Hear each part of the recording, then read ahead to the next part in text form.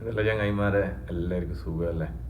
കാല് ഭയങ്കര വേന, നടക്കാൻ പറ്റുന്നില്ല. അങ്ങനെ കാല് വെള്ളത്തിലിട്ട് വെച്ചിട്ടില്ല, ചൂടുവെള്ളത്തിൽ, ഉപ്പും ചൂടുവെള്ളത്തിൽ. പക്ഷെ അത് പറയാനല്ല ഈ വീഡിയോ. ഇതിനു മുമ്പ് ഞാനൊരു വീഡിയോ ചെയ്തിട്ടാ, അതായത് UDF അധികാരത്തിൽ വന്നാൽ പ്രവാസികൾക്ക് വേണ്ടി എന്തെങ്കിലും, എക്സിറ്റിൽ വരുന്ന പ്രവാസികൾക്ക് വേണ്ടി എന്തെങ്കിലും ചെയ്യണം എന്ന് പറഞ്ഞിട്ട്.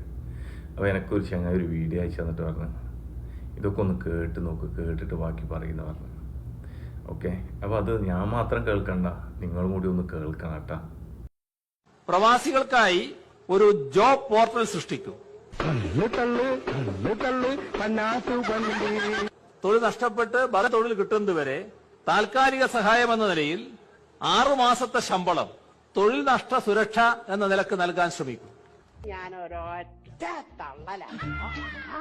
ഡിസംബർ പ്രായമായവരുണ്ട്, ശാരീരികമായി അയോഗ്യത സംഭവിച്ചവരുണ്ട്.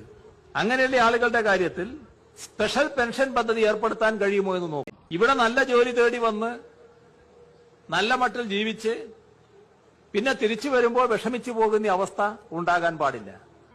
സത്യമാണോ ഈ പറയുന്നത്? എന്നിട്ട് എന്തുകൊണ്ട് അയാൾ എന്നോട് പറഞ്ഞില്ല? അത്തരം ആളുകളെ നല്ല രീതിയിൽ പുനരുദ്ധരിപ്പിക്കാനുള്ള എല്ലാ നടപടികളുമാണ് സർക്കാർ ചെയ്യാൻ ഉദ്ദേശിക്കുന്നത്. പറയുന്നവനല്ല, പറഞ്ഞാൽ പറഞ്ഞത് ചെയ്യുന്നവൻ. അവൻ എവിടെ, എപ്പോൾ, എങ്ങനെ വരുമെന്ന് ആർക്കും പറയാൻ പറ്റില്ല. അതാണ് എന്റെ അരുമശിച്ച്. കാരണം തൊഴിൽ നഷ്ടപ്പെട്ടു എന്നുള്ളത് കൊണ്ട് കുട്ടിയുടെ പഠനം നഷ്ടപ്പെടരുതെന്നർത്ഥം. എന്തുകൊണ്ട് ഇത് നേരത്തെ പറഞ്ഞില്ല? പ്രവാസി വിദ്യാർത്ഥികൾക്കായി പ്രഖ്യാപിച്ച ചെലവ് കുറഞ്ഞ കേരള പബ്ലിക് സ്കൂൾ എന്തൊരു തള്ളാണോ, തള്ളി തള്ളി മുല്ലപ്പെരിയാർ വരെ പൊട്ടിപ്പോ. മലയാളം പഠിപ്പിക്കുന്നതും നല്ല രീതിയിൽ നടത്താവുന്നതുമായ കേരള പബ്ലിക് സ്കൂളുകൾ ഗൾഫ് നാടുകളിൽ സ്ഥാപിക്കാൻ ശ്രമിക്കും. പറഞ്ഞാൽ നിങ്ങൾ വിശ്വസിക്കില്ല, 100 അടിയോളമായിരുന്നു അതിന് നീളം എന്ന് പറയുന്നത്. വാടക കുറഞ്ഞ താമസ പദ്ധതിയായ റെസിഡൻഷ്യൽ ടൗൺഷിപ്പ് തുടങ്ങിയ പ്രഖ്യാപനങ്ങളും ഇതോടൊപ്പം ജലരേഖയായി. നിനക്കതൊക്കെ എങ്ങനെയാവും സാധിക്കുന്നത്? കുടുംബ നഗരങ്ങൾ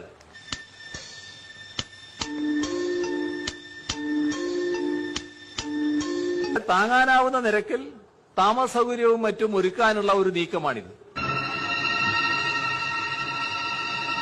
പൊതു സ്വകാര്യ പങ്കാളിത്തത്തോടെ റെസിഡൻഷ്യൽ ടൗൺഷിപ്പുകൾ ഉണ്ടാക്കലാണ് ഉദ്ദേശിക്കുന്നത്.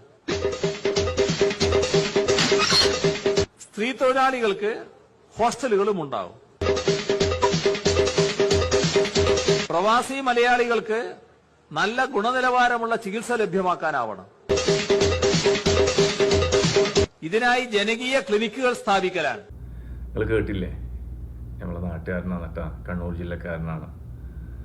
പക്ഷെ ഈ അയച്ചു തന്ന വ്യക്തിയോട് മാത്രമല്ല, കേട്ട നിങ്ങളോടും ഞാൻ കൂടി എന്താ പറയുന്നറിയാം, ഇദ്ദേഹം ഇതൊക്കെ പറഞ്ഞു പോയി. ഇത് ഫുൾ തള്ളാണോ ഒറിജിനലാണോ എന്ന് എനിക്കറിയില്ല. ഇത് ദുബായിൽ വന്നപ്പോൾ പ്രസംഗിച്ചു പോയതാണ് അല്ലേ. അപ്പം ഞാൻ ചോദിക്കുന്നത്, പ്രസംഗിച്ചു പോയിട്ട് കൊല്ലങ്ങൾ കഴിഞ്ഞ് ആർക്കെങ്കിലും ഇതേപോലെ മതിയാക്കി പോയ പ്രവാസികൾക്ക് ആർക്കെങ്കിലും എന്തെങ്കിലും ഒരു രൂപ പോലും കിട്ടീനോ എന്ന് ഒന്ന് പറയണേ.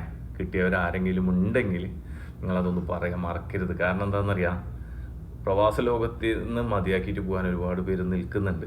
കാരണം നമുക്കറിയാം, പ്രായമൊക്കെ ആയി പണിയെടുക്കാൻ. ഇപ്പം ഞാൻ തന്നെ കാലിൻ്റെ മടമ്പൊക്കെ ഒന്ന് നീർ കെട്ടിയിട്ട് നടക്കാൻ കഴിഞ്ഞിട്ട് കാല് ചൂടുവെള്ളത്തിൽ ഉപ്പിലിട്ടിട്ട് വെച്ചിട്ടേ ഇല്ല.